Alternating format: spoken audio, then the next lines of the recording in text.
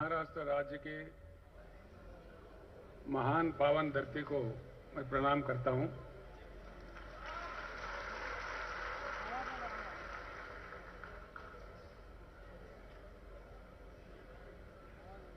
BRS party के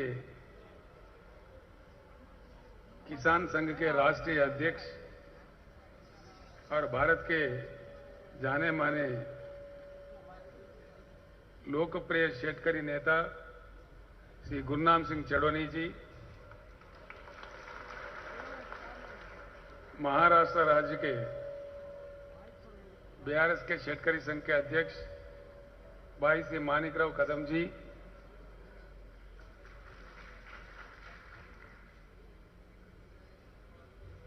हमारे senior leader Shri Shankaran Dondge जी और 6 डिवीजन के महाराष्ट्र राज्य के प्रभारी, हम सबके लिए आदर्श पुरुष, 84 इयर्स में भी हमारे साथ युवा के जैसा काम करने वाले हमारे दशरथ सावंत काका, उनके लिए तालियां जोर से बजना चाहिए।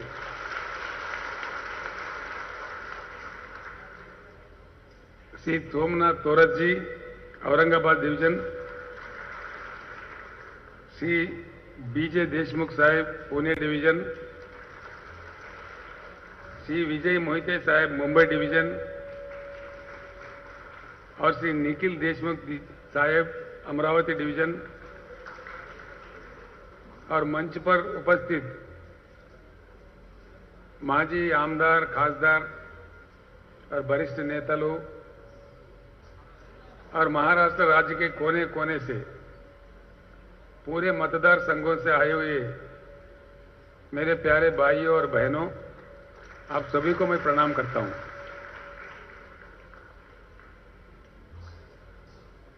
सबसे पहले मैं हमारे महाराष्ट्र भाइयों को और बहनों को बधाई देना चाहता हूं।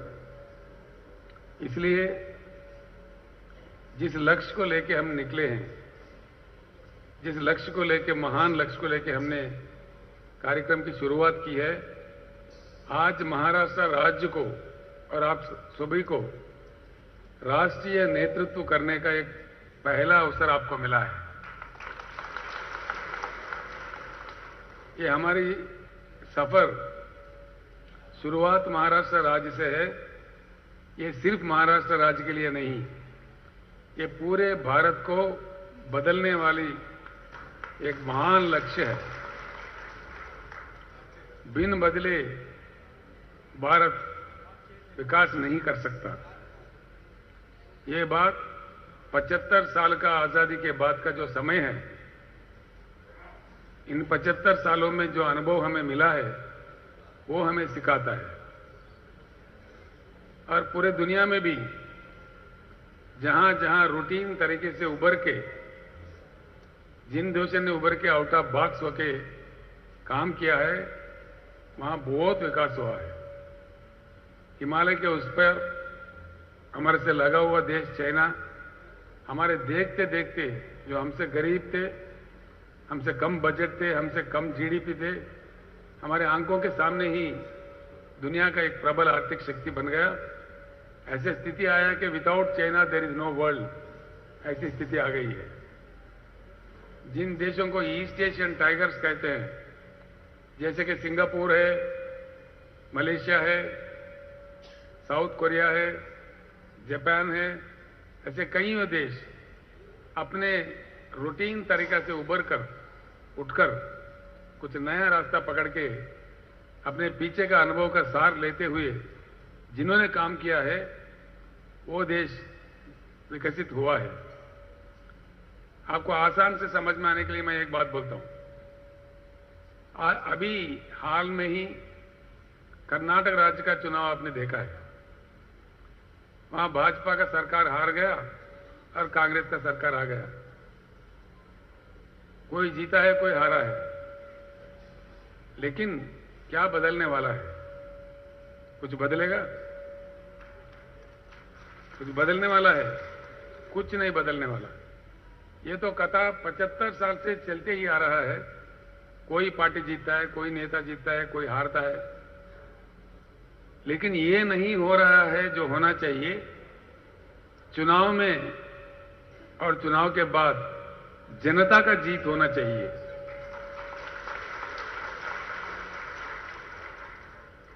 और ये बात मैं निसंकोच कह सकता हूं, भारत राष्ट्र समिति एक ऐसी शक्ति है जो जनता को जिताने के लिए हम शपथ आज ले रहे हैं। जनता की जो अपेक्षा, उनके अनुरूप कार्यक्रम बनाने का पूरे भारत में एक पहला पार्टी है जो भारत राष्ट्र समिति है, जिन्होंने तेलंगाना राज्य में जनता को, किसान को जिता के दिखाया है। खाली बातों में नहीं, अपने काम से, अपने दीक्षा से जिता के दिखाया है। आज किसी को इसमें शक करने की जरूरत नहीं है। निसंकोच आज तेलंगाना मॉडल पूरे भारत में डिमांड हो रहा है। तेलंगाना मॉडल चाहिए हमको, पूरे राज्यों में, पूरे भारत में यह नारा गूंज रहा है। जब तक भारत नहीं बदलेगा, जब तक भारत में एक गुणात्मक परिवर्तन नहीं आएगा, यहां कोई काम होने वाला नहीं है। मैंने पीछे भी आप लोगों को बता चुका हूं, पानी जो चाहिए होता है सिंचन के लिए भी, पीने के लिए भी, जितना चाहिए भारत के लिए उससे डबल पानी की उपलब्धि है भारत में।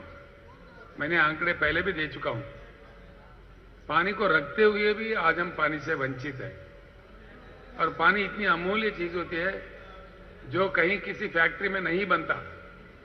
आदमी पानी को नहीं बना सकता। तो इतने अमूल्य चीज को हम जिस तरीके से संभालना चाहिए उस प्रकार का नहीं कर रहे, लेकिन हजारों टीएमसी समंदर के लिए छोड़ दे रहे। और एक तरफ हमारे किसान बहुत भारी नुकसान उठा रहे, कुछ तो अपने जान भी खो बैठे आत्महत्या करके। ऐसी स्थिति है। किसी भी शहर में पूछो महाराष्ट्र राज्य में, वो चाहे अकोला हो, अमरावती हो, वो भाइयों के लिए कुछ कुर्सी डालो ना भाई, खाली जगह है तो कुर्सी डाल दो, जल्दी कर दो हिमांशु।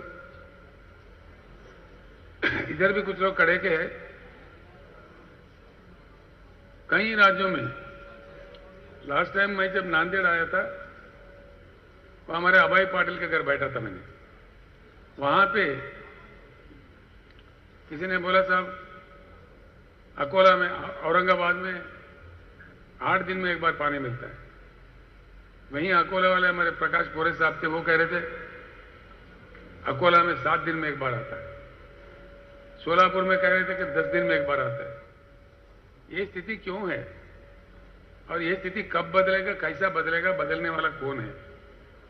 अब के जो नेता है, अब को जो पार्टी है, वो नहीं बदलेंगे, इसमें कोई शक नहीं। और एक भी पार्टी बदलने का इच्छा शक्ति रखता तो कब का बदला हुआ होता। ऐसा नहीं हो रहा है। इसीलिए ये एक राज्य की कहानी नहीं है, पूरी देश की कहानी है। कहने के लिए शर्म आता है, 75 साल के आजादी के बाद भी हमारे देश की राजधानी दिल्ली में भी लोगों को पर्याप्त पानी नहीं मिलता है, पर्याप्त बिजली भी नहीं मिलती है। ये कितनी बड़ी शर्म की बात है। इसके बाद भी हमारे नेता नहीं जाग रहे। हमारे किसान तो आत्महत्या कर रहे, बहुत दुखी, बहुत गड़बड़ीला बात है जो हम सह नहीं सकते। हमारे दलित वर्ग के लोग गरीब के गरीब पड़े हुए हैं, सदियों से गरीबी के शिकार है। हमारे आदिवासी वो अपने रोना रो रहे।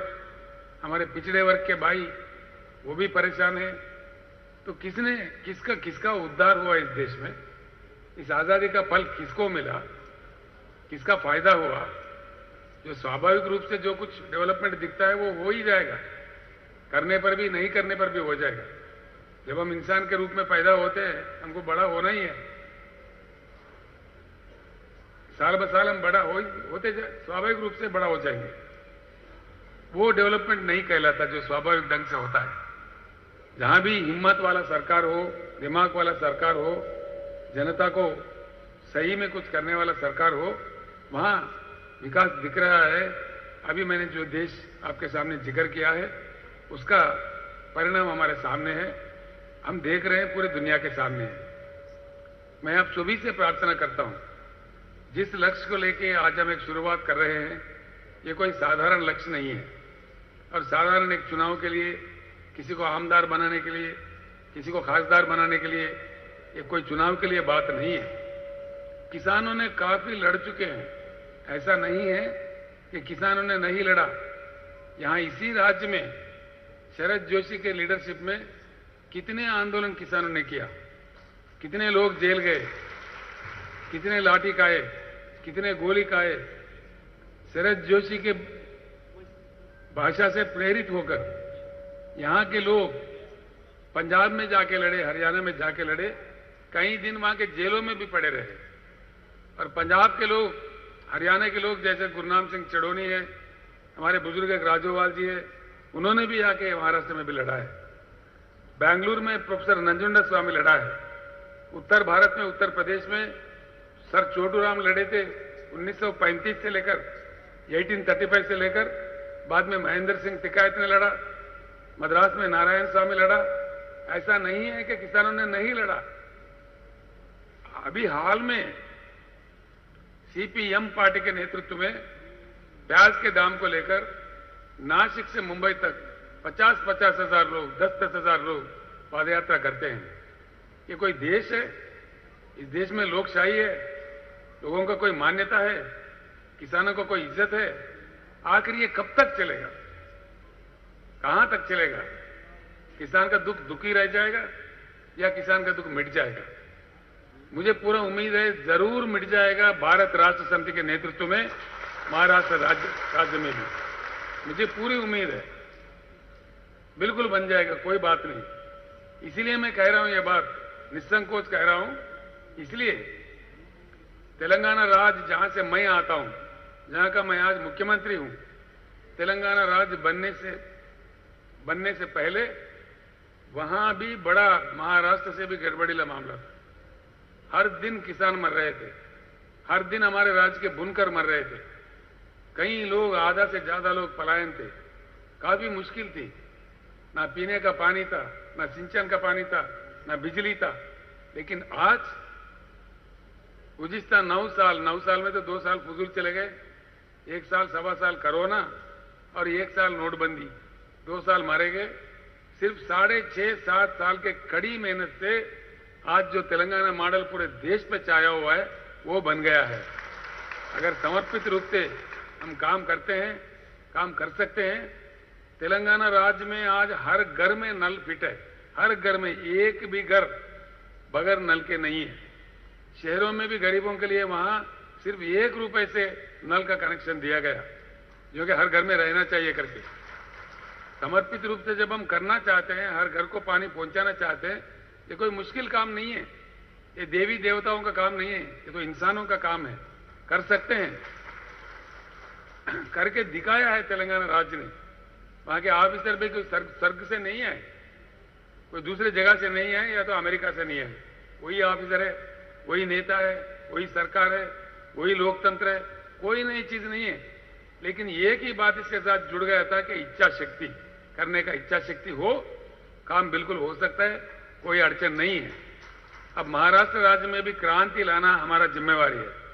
मैं आप सभी लोगों से अनुरोध करता हूं, जिस काम के लिए इस 2 दिन में हम यहां से निकलेंगे, इसमें बहुत अहम बात यह है, महाराष्ट्र राज्य में ग्राम पंचायत है 27,000 के ऊपर, लेकिन गांव है 45,000।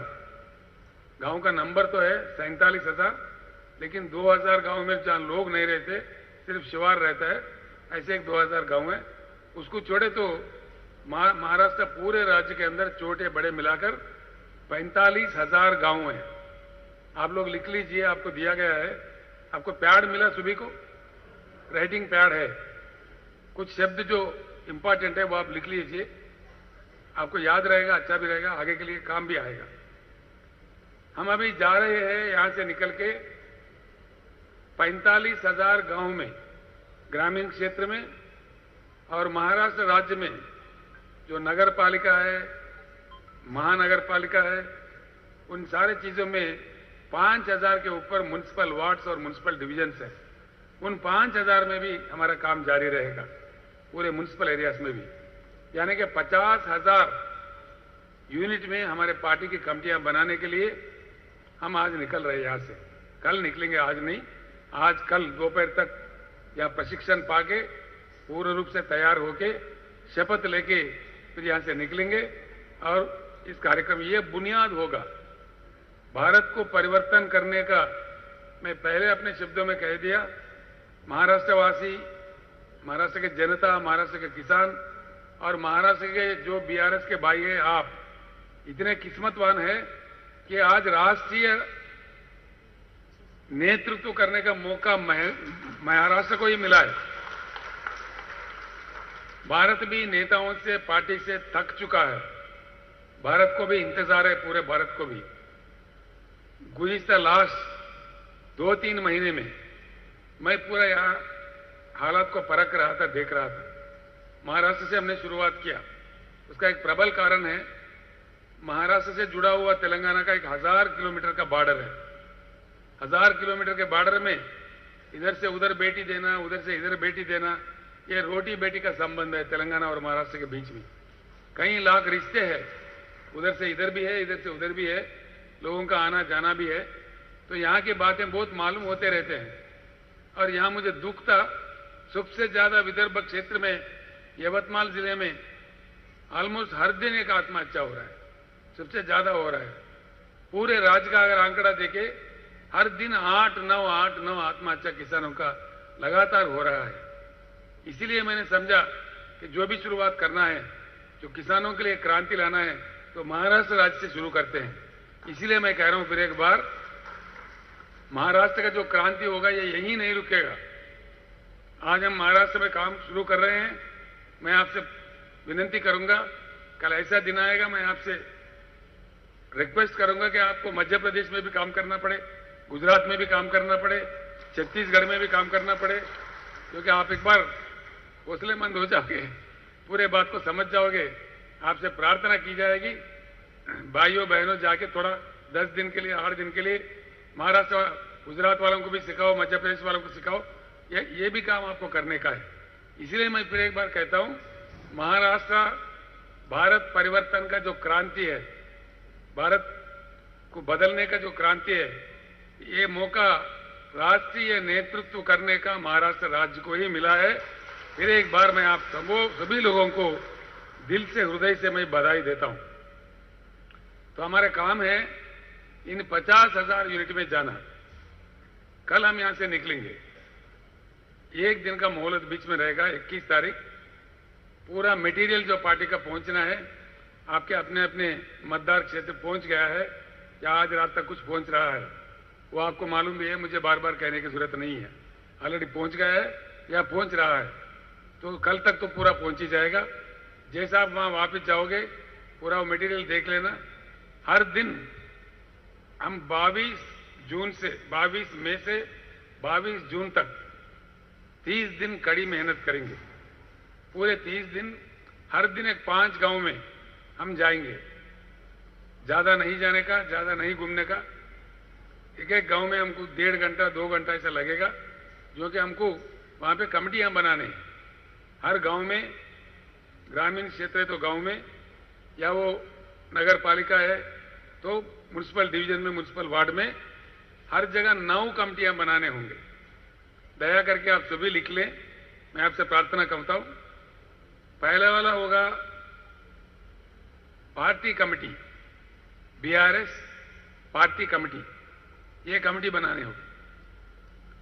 दूसरा बहुत ही इंपॉर्टेंट कमेटी, किसान कमेटी, BRKS, भारत राष्ट्र किसान समिति। दूसरा कमेटी होगा किसान कमेटी। तीसरा कमेटी होगा युवा कमेटी, यूथ कमेटी।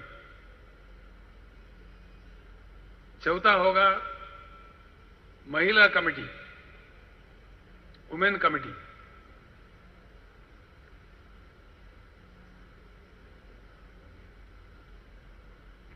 और 5वां होगा ओबीसी कमेटी।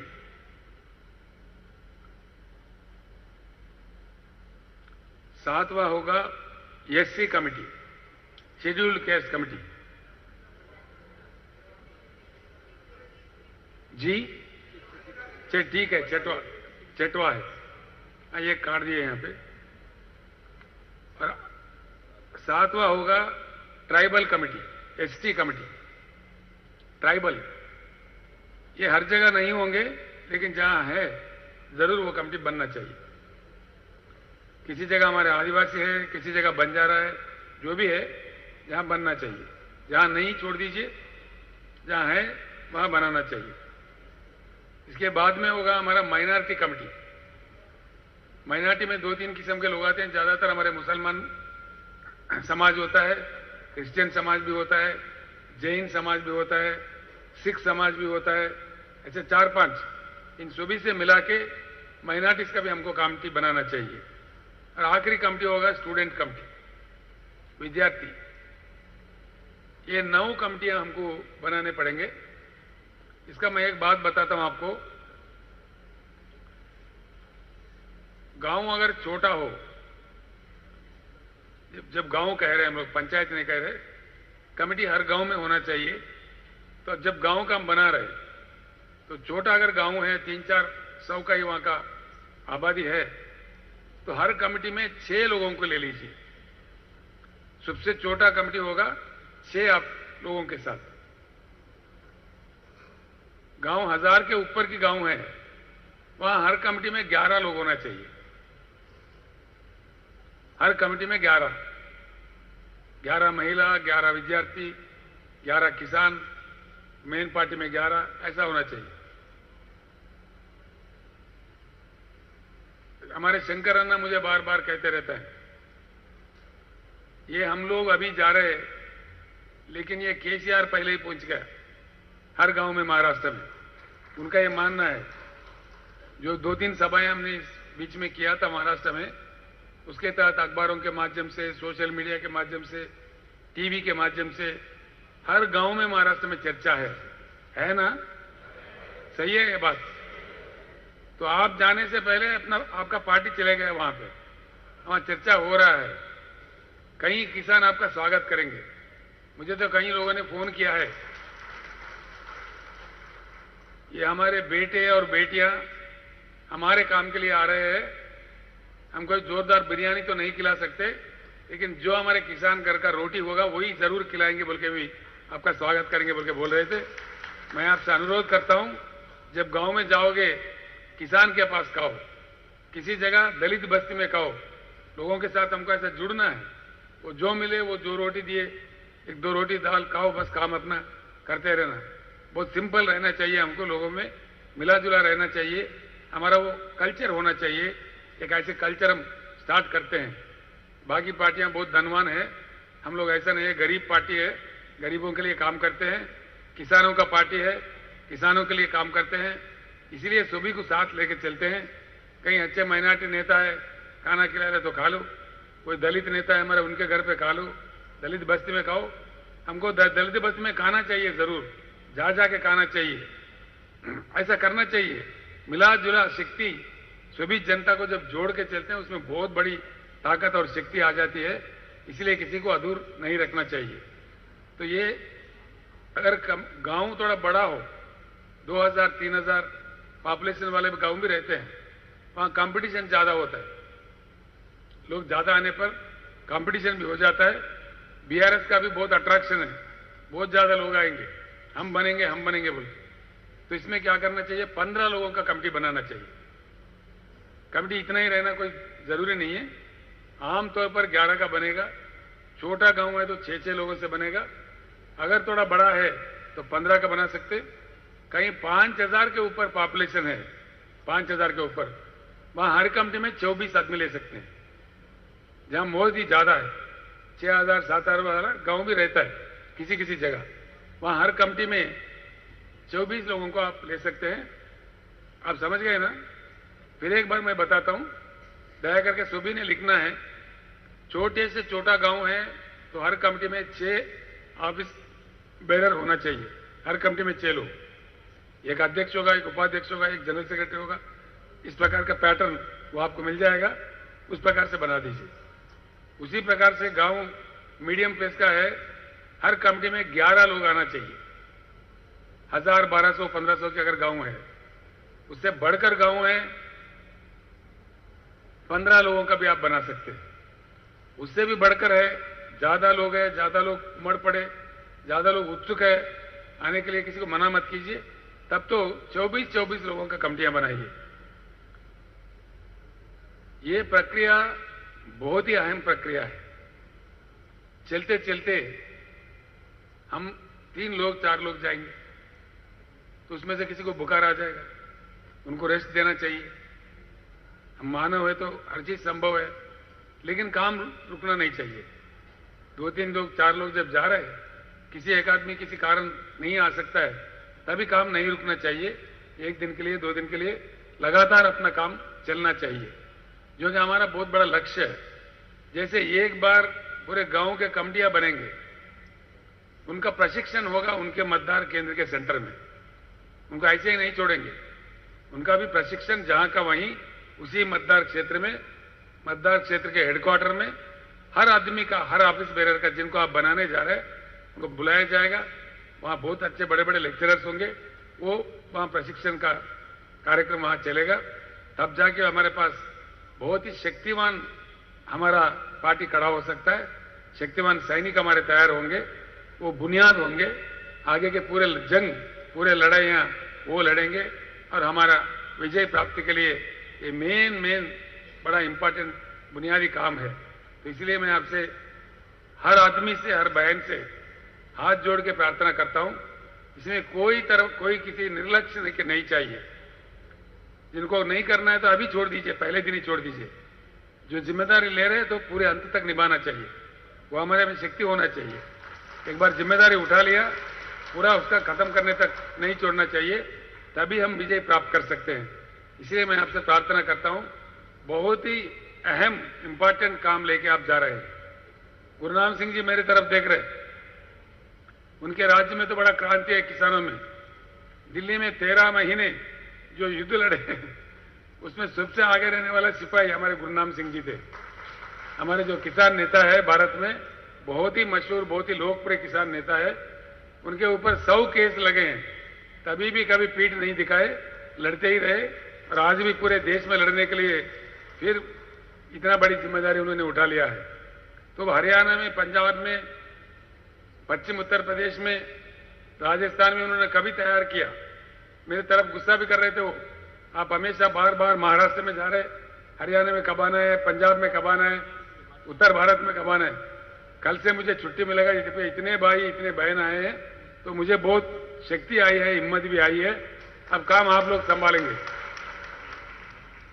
मुझे इजाजत है ना दूसरे राज्यों में जाने का, कल के बाद से आप यहां लग जाइए, फिर मैं गुरुनाम सिंह झांसी के साथ जाके हरियाणा में, पंजाब में 1 हफ्ता 2 हफ्ता वहां भी काम करके आता हूं, ताकि पूरी भारत में हमारी संगठन फैल जाए, हम फैल जाए। हमारे महाराष्ट्र का, तेलंगाना का नहीं, पूरे भारत के किसानों का जब तक पूरे समस्या हल न हो जाए, तब तक हम लड़ते रहेंगे। ये छोड़ने वाली बात नहीं है। कमिटीज को आप पूरा समझ में आए ना? किसी को कोई डाउट है? आपको बोर भी आ जाए, फिर एक बार बोलता हूं, 9 कमिटियां बनना चाहिए हर गांव में, हर म्युनिसिपल वार्ड में। अगर वो ग्रामीण है तो गांव में, शहर है तो म्युनिसिपल वार्ड में 9 कमिटियां जरूर हर जगह बनना चाहिए।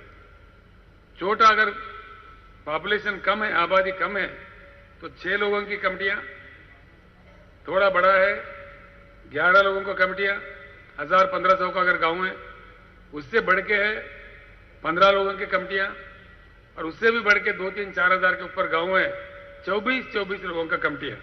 समझ में आ गए ना? इसमें कोई प्रॉब्लम नहीं है ना? तो नो कंफ्यूजन। बताइए।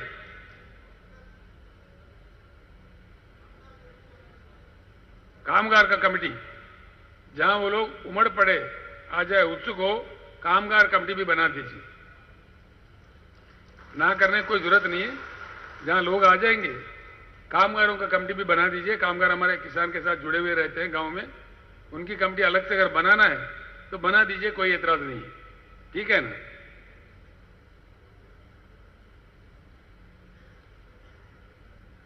पूरे हमारे पास क्या कह रहे? जो रिटायर्ड एम्प्लॉइज है उनको भी आप ले सकते हैं। रिटायर्ड टीचर है, रिटायर्ड डॉक्टर है, उनको पूरा ले लीजिए। वो लोग बड़े जिम्मेदारी से काम करेंगे। और ये लोग कहां से मिलेंगे ऐसा फिक्र करने की जरूरत नहीं है। किसानों का कमेटी बनेगी, किसानों के घर में महिलाएं रहेंगे, उनसे कमेटी बनाइए। किसानों के घर में विद्यार्थी रहेंगे, उनके कमेटी बनाइए बने। ठीक है ना? समझ गए मेरी बात को? हर लोग है हमारे पास, तो उनका बना लीजिए आराम से। इसमें कोई कंफ्यूजन की जरूरत नहीं है। ये काम आसान करने के लिए हर ऑफिस बेरर जो भी इसमें आ रहे हैं, ऑफिस बेरर बन रहे हैं, उनका हमारे पास पूरा लिस्ट होना चाहिए। उसके लिए आपको टैब दिया जाएगा। सैमसंग टैब है ना वो बताइए टैब का है? कोई एक टैब दे दो। नहीं, खोलने का जरूरत नहीं। ये टैब आपको हर मतदार संघ के लिए दिया जा रहा है, हर किसी को दिया जा रहा है। आज मेरा भाषण कंप्लीट होने के बाद हम खाना खा लेंगे, फिर इसका भी आपको प्रशिक्षण मिलेगा। इसलिए वहां फोटो खींच सकते हैं जिनको ऑफिस बेरर बना दिया। अब समझिए मुझे बना दिया किसी गांव में, तो मेरा फोटो रहना चाहिए जरूर, और मेरे पूरे डिटेल फोन नंबर इसमें फॉर्मेट दिया गया है, इसमें ऑपरेट करके। ये इजी है। जो लोग हम लोग मोबाइल फोन यूज कर रहे हैं हर दिन, इसी मामले में ये भी है। ये कोई देख के कोई डरने की जरूरत नहीं है, आराम से इस पे काम कर सकते हैं। ये अब आज आप सीख जाओगे। आज आप कमेटी भी यहाँ बना के दिखाओगे, एक एक कमेटी, हर मतदार संघ वाले एक एक कमेटी बनाओ यहाँ पे, तो ऑटोमेटिक आ जाएगा। कुछ मुश्किल हुआ तो आपके साथ बच्चे रहेंगे, वो उनको अगर साथ लो गाड़ी में तो वो कर देगा काम। कहीं अगर मुश्किल है, आजकल तो ये यूज करने वाले लड़के हमारे पास बहुत है, तो आपके साथ अगर आपको मुश्किल लग रहा है तो काम ना रुक जाए, इसलिए किसी एक लड़का जो अच्छा जानता हो आपके साथ ले लीजिए। समझ गए ना आप लोग? अगर आप अपने आप में कर सकते हो ठीक बात है, जहां नहीं कर सकते हो बताइए।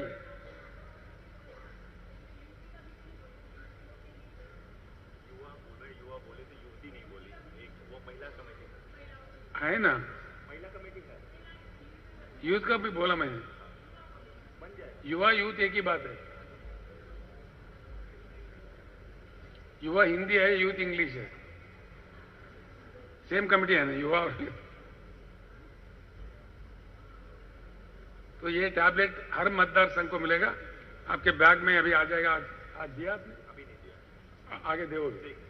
इस दे के इसका प्रशिक्षण बहुत अच्छा दिया जाएगा। लोग आए हुए हैं, इसके जो सिखाने वाले हैं पूरे लोग आए, कंप्लीट वो पूरे लोग आए हैं, टीम पूरा आपको सिखा देंगे। आज पूरा यही सीखना। कल फिर गुरुनाम सिंह जी के भाषण होंगे, कहीं हमारे नेताओं के भाषण होंगे। कल लंच करके फिर हम डिस्पर्स हो जाते हैं, विदा हो जाते हैं। ठीक है ना? कल दोपहर तक हमको रहना पड़ेगा, तो आज ये सीख लेते हैं। मेरे बात है, और ये दूसरा कुछ नहीं होगा। आज कोई भाषणबाजी नहीं होगा, आप लोगों को बोर भी नहीं लगेगा। तो भाषणबाजी जो भी होगा कल विदा के समय हमारे बहनें भी बात करेंगे, आप लोग, आप में से कुछ लोग बात करेंगे। ठीक है ना? जो बात करना चाहो नाम दे दो। आज आप लोग भी बात करना चाहिए। 1 घंटा आप ले लीजिए, 1 घंटा नेता लोग ले लेंगे, फिर डिस्पर्स हो जाते हैं। ठीक बात है? हर मतदार संघ में मटेरियल पहुंच गया है, उसका मैं आपको बता देता हूं किस प्रकार का मटेरियल पहुंचा है। ये जो शाल हमने जो पहना है, ऐसे 5000 शाल हर मतदार संघ में गया है। आप गांव में दे सकते हैं। जो लोग हमारे कमेटी में आ रहे हैं वो ये पहनना बहुत पसंद करेंगे, उनको वहीं दे दें। और 150 सिल्क फ्लैग है जो अभी यहां हमने लहराया है, ऐसे ही फ्लैग है। जिस गांव में आप जाओगे, जैसा कमेटी बनेगा, पूरे कमेटियों को खड़ा करके, वो एक बांबू भी चाहिए, जो भी है वहां का वहां इंतजाम करके, एक झंडा हर गांव में लहरा देना चाहिए। आपको झंडे दिए गए हैं अच्छा लगने के लिए, जो हर गांव में लहराएंगे उसके लिए थोड़ा कॉस्टली झंडा, सिल्क झंडा दिए गए हैं, उसको आप यूज कर सकते हैं। और इसके साथ जो टोपी होता है, अब की बार किसान सरकार का लिखा हुआ होता है इसमें हमारा नारा, वो 3000 टोपी दिए गए हैं। वो सारे ऑफिस बेरर जो बने हैं उनके बीच आप बांट सकते हैं। और आपको पोस्टर्स दिए गए हैं, 4000 पोस्टर दिए गए हैं हर मतदार संघ के लिए। हर गांव में उसको चिपका देना चाहिए। गांव के छोटा बड़ा के हिसाब से वो आप डिसीजन ले सकते हैं। सुबह जब निकल रहे गाड़ी तो हर दिन 5 गांव के लिए मटेरियल साथ में लेते चलना चाहिए हर दिन। अभी जो मटेरियल आपके पास पहुंचा है उसमें से 5 गांव के लिए हर दिन सुबह लेके गाड़ी में लेके हमारे साथ लेके जाना चाहिए, हर गांव में देना चाहिए। हमारे सोलंकी है, प्रदीप सोलंकी जी आ गए, वो है, कल आपको भाषण भी देना है, आप तैयार हो जाइए। तो उन्होंने एक किताब लिखी है, तेलंगाना राज्य में आए थे, माझा अनुभव बोल के, हमारा अनुभव बोल के एक किताब लिखा है। ये किताब बहुत ही सुंदर है, अच्छा है, ये पढ़ने पे लोग काफी परिवर्तित हो रहे हैं। तो ये 15 लाख किताबें भेज दिए। हर मतदार संघ में 5000 कापी दिए हैं जो आप हर गांव में दे सकते हो। इसको पढ़ने से हमारा फायदा होगा, हर गांव में दे दीजिए।